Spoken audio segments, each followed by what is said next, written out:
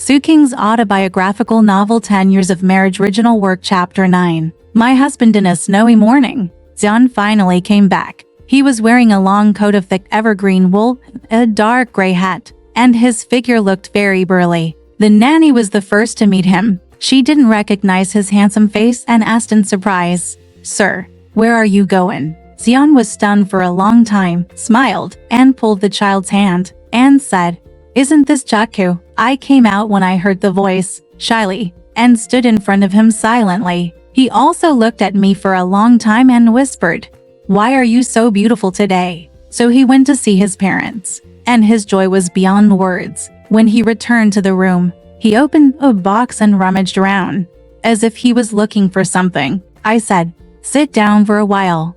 I'll get a hot water bottle to dry your hands." He didn't answer, and took out a colorful satin scarf with diagonal stripes, saying that it was for you, and a pair of small gloves for Chaku. I ran to the stairs happily, shouting, "Nurse, come up." The nurse came with Chaku, and we put gloves on her, but she struggled. The gloves were made very delicately, but they were too tight. Chachu's hands were frozen, red and swollen, so she couldn't put them on. I complained to him in a low voice, "You men really don't know how to buy things," but he smiled and said, "Why would I buy such a thing?" She accompanied me to pick it out. "It's too small." There was a thorn in my heart. I knew it earlier, but I still asked who she was. He couldn't help but panic. While putting the small gloves into the box, he played with Checo. He muttered, "These gloves are not good.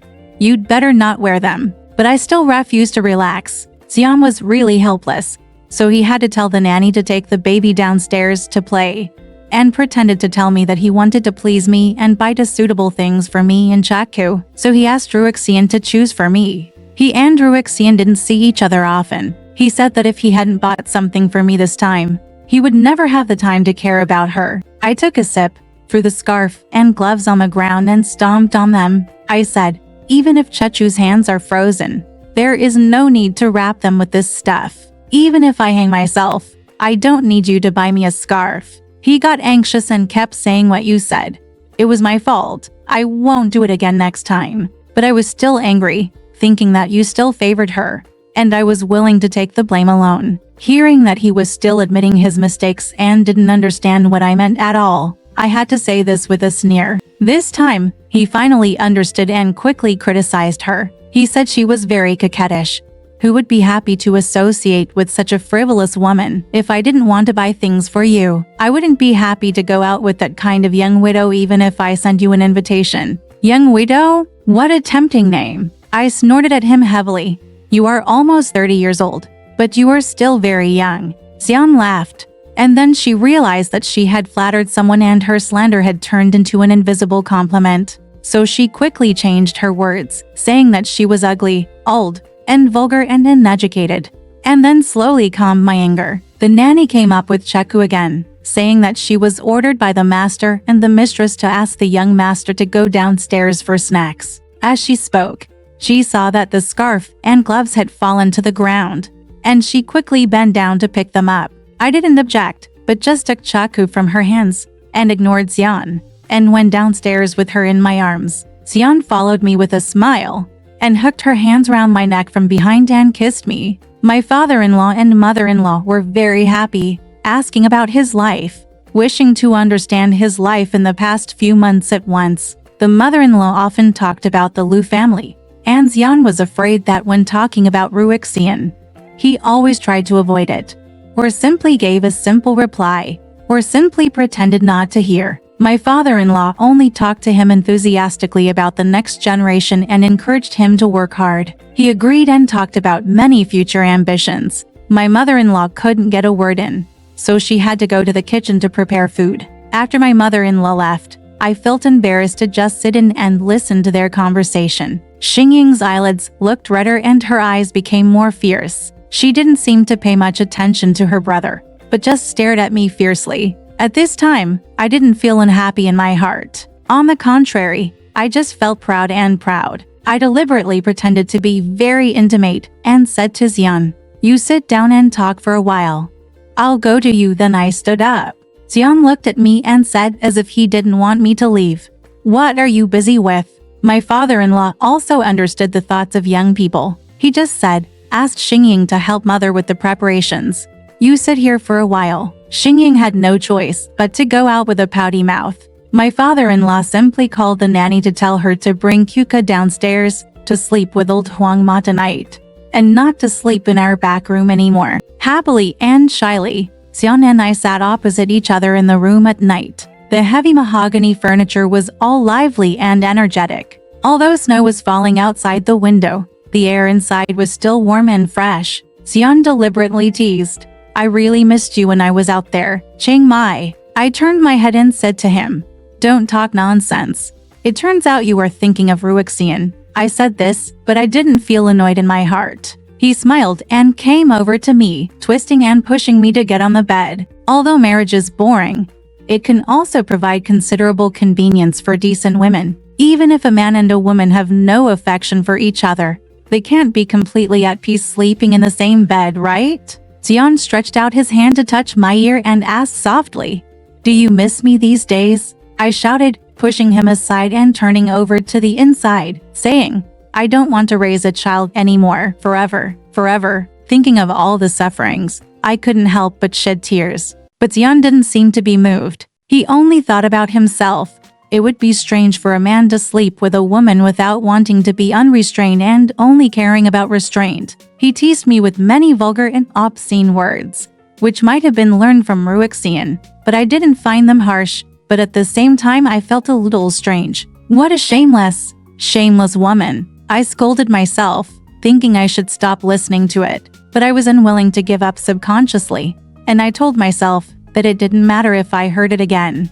As long as I didn't practice it, I would forget it tomorrow. Gradually, I envied Ruixian Lai. It turned out that she had this skill. No wonder men liked her. Useless women only knew how to endure, like stupid wood, and got pregnant before getting any happiness. Xian said, don't think about children all the time. The more you are afraid of raising a child, the easier it is to raise one. Those who want to raise a child often don't raise one. I also hope to deliberately want to raise him while being intimate with him, but I don't know why. I will lose interest in the heat. I am afraid to see the faces of those women who stand by and watch me in labor pain with complete gloating. I don't know how to treat my husband. I want to please him, but I am afraid of having children. I don't want to please him, but I am afraid of being pleased by others. I don't love him that much, but I don't want him to love others.